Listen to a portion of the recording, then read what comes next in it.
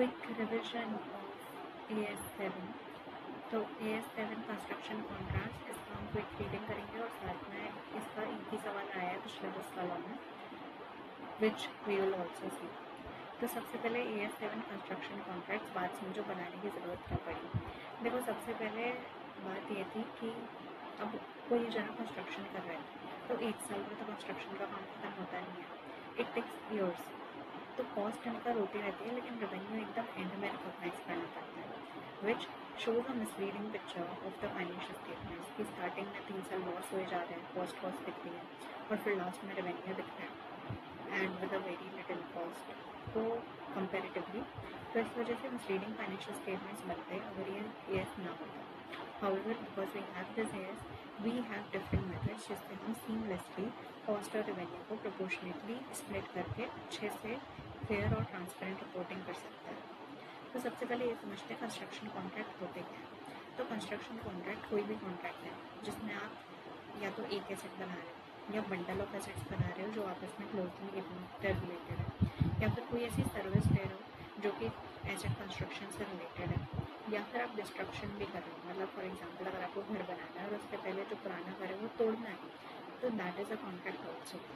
ठीक है, तो ये आपके सारे कंस्ट्रक्शन कॉन्ट्रैक्ट्स के टाइप हैं जो कि आपका ये AS डील करेगा। अब बेसिकली जब हम इसके पैसों की बात करते हैं, फाइनेंसिंग की बात करते हैं, तब देयर आर 2 मेथड्स, मतलब देयर 2 टाइप के हम बोल सकते हैं कि कॉन्ट्रैक्ट्स होते हैं। पहला तो फिक्स्ड प्राइस कि इतना पैसा एट द एंड हमें मिल जाना चाहिए, इतना पैसा आपने कॉन्ट्रैक्ट कर लिया। The only variation which can happen is might due to cost escalation हो गया या फिर कुछ इंसेंटिव वगैरह मिल गया आपको, otherwise the price is fixed. लेकिन उसके बाद दूसरा होता है आपका कॉस्ट प्लस कॉन्ट्रैक्ट जिसमें आप कॉस्ट पे एक फिक्स्ड परसेंटेज, एक फिक्स्ड फीस ले लेते हैं। ठीक है, अब आपको डिसाइड करना पड़ेगा कि आपको कौन सा मेथड कब यूज़ करें। ठीक है, तो देखो इसमें 2 चीज़ें बोली हैं। इसमें बोला है कि अगर आपको पता है आप अपना फाइनल आउटकम रिलायबली मेजर कर सकते हो तो फिर आप क्या यूज़ करो, आप percentage of completion method use करो। लेकिन अगर आप रिलायबली मेजर नहीं कर सकते तो आप कॉस्ट को रेवेन्यू को मतलब बराबर बराबर लिखो। जैसे आपका इस साल 1 करोड़ का कॉस्ट हुआ तो राइट 1 करोड़ का ही रेवेन्यू अगेंस्ट इट, कंसीडरिंग कि आपका वो रिकवर हो जाएगा, मतलब उसकी रिकवरी प्रोबेबल है, right. So this is the 2 methods which are available. अब मैंने बोला कि रिलायबली आउटकम मेजर हो सकता है, क्या मतलब है इसका?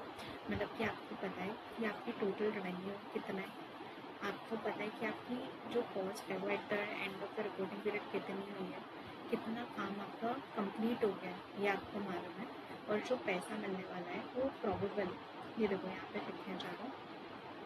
ठीक है, ये अगर है तो आप for a fix price contract आप कह सकते हो कि हाँ आपका पैसा रिलायबली एस्टिमेट हो सकता है। And in a cost plus contract you have to ensure कि आपकी जो कॉस्ट है वो रिलायबली एस्टिमेटेड है और साथ में आपका जो पैसा है वो आना प्रोबेबल है, right. So in that case you can say that the outcomes of the contract can be reliable, can be estimated reliably, and you will use the percentage of completion method. अब percentage of completion method में आपको stage of completion पता होना चाहिए। तो उसके लिए क्या क्या मेथड्स हैं?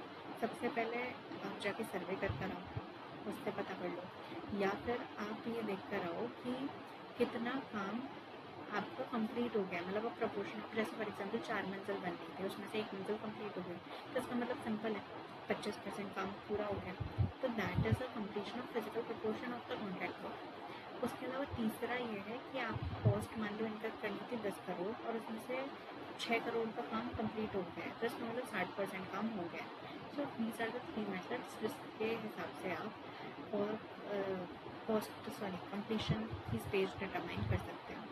अगर कोई भी लॉस हो रहा है तो आप उसे तुरंत रिकॉग्नाइज कर लो, अगर यहाँ पे परसेंटेज ऑफ कम्प्लीशन मेथड से हो रहा है या फिर यहाँ पे अगर आपकी रिकवरी जो है वो कम हो सकती है और कॉस्ट ज़्यादा हो गई है तो फिर in that case in both the methods you should record the expected loss quickly.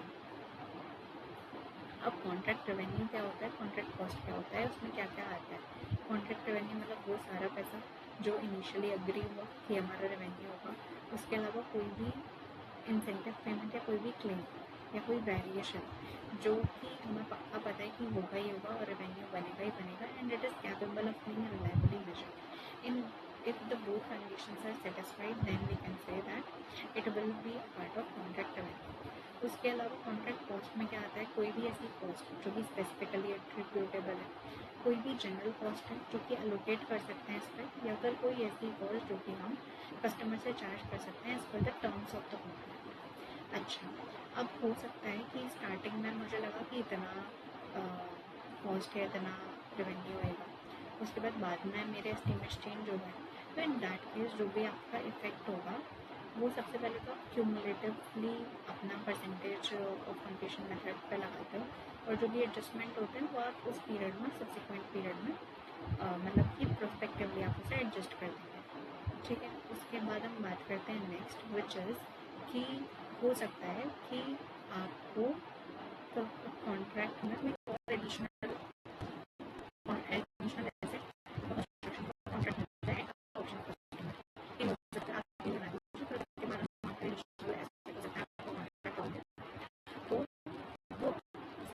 Construction contract तब मानना जब उसकी डिज़ाइन, उसकी टेक्नोलॉजी, उसका फंक्शन ओरिजिनल वाले से बहुत अलग है और उसका प्राइस एकदम सेपरेटली नेगोशिएट हुआ। ठीक है, लेकिन अगर उसके अलावा देखो कभी कभी क्या होता है ना कि कस्टमर ने एक साथ कॉन्ट्रैक्ट किए, लेकिन हर कॉन्ट्रैक्ट को हमें सेपरेट कॉन्ट्रैक्ट ही मानना होगा। अगर उनका सेपरेट प्रपोजल है, हर एसेट का सेपरेट नेगोशिएशन और प्राइस एक्सेप्टेबिलिटी, और हर एसेट का कॉस्ट और रेवेन्यू आप सेपरेटली आइडेंटिफाई कर सकते हो, तो नो मैटर एक कस्टमर ने किया, बहुत सारे ने किया, एक साथ किया, दो ने किया, कोई ने किया, आप उनको अलग अलग कॉन्ट्रैक्ट ही मानते हैं। लेकिन अगर एक ही कॉन्ट्रैक्ट में एक ही कस्टमर ने या बहुत सारे कस्टमर ने एक साथ एक कंस्ट्रक्शन प्रोजेक्ट बनाने के लिए बोला, तो आप उसको सिंगल ही कंस्ट्रक्शन कॉन्ट्रैक्ट मानोगे इन केस जो सारे कॉन्ट्रैक्ट हैं वो सिंगल पैकेज की तरह नेगोशिएट हुआ है। ठीक है, जो कॉन्ट्रैक्ट्स हैं सब पे मतलब साथ साथ काम होना है या इन कंटिन्यूस सीक्वेंस काम होना है, या फिर वो आपस में बहुत क्लोजली इंटर रिलेटेड है, then that case it will be treated as a single. उसके बाद एक छोटी सी बात बची है विच इज़ डिस्क्लोजर्स। तो डिस्क्लोजर्स में क्या है, आपके जो भी जनरल डिस्क्लोजर में क्या क्या आ जाएगा आपका कि कितना कॉन्ट्रैक्ट रेवेन्यू आपने रिकॉग्नाइज कर लिया, ठीक है, आपने कौन सा मेथड यूज़ करा है रिकॉग्नाइज करने के लिए। उसके अलावा आप ये देखेंगे कि कितना आपका पैसा रिटेंशन में रख लिया गया है, मतलब कि कभी कभी क्या होता है ना, कस्टमर जो है वो पूरा पैसा नहीं देता, कुछ पैसा रिटेंशन में रख लेता है कि आप जब तक ये डिफेक्ट रेक्टिफाई नहीं करोगे या ये कंडीशन सेटिस्फाई नहीं करोगे तब तक मैं वो पैसा नहीं दूँगा। सो आप वो रिटेंशन बताएंगे, और अगर आपको कोई एडवांस रिसीव हुआ है तो उसका भी अमाउंट इसमें स्पेसिफाई कर देंगे। कोई पैसा अगर ड्यू है कस्टमर से तो हमारा एसेट है, कोई पैसा कस्टमर को ड्यू है तो वो लाइबिलिटी है। This covers the construction contract. अब हमसे एक क्वेश्चन पूछा गया है जो कि एकदम पिछले साल ही पूछा गया था, which is significance of accounting standard 7। तो अब देखो इसमें कोई भी स्पेसिफिक प्रोविजन का कोई क्वेश्चन नहीं है, you have to relate the provisions and highlight the significance. तो I don't know what is the model answer, but मैंने इसको इस तरीके से आंसर कराया with the help of ChatGPT।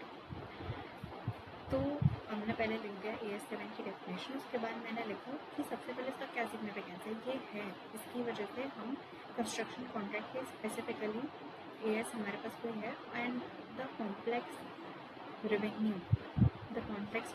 Recognition which happens in a construction contract can be seamlessly done because of this AS। ठीक है, तो पहला ये सिग्निफिकेंस हो गया। दूसरा ये प्रूडेंस पे काम करता है, कैसे, क्योंकि इसमें मैंने बोला आपको कि एक्सपेक्टेड लॉस है, दोनों मेथड में वो तुरंत ही रिकॉग्नाइज कर देगा, सो ये अच्छा सिग्निफिकेंस है इसका।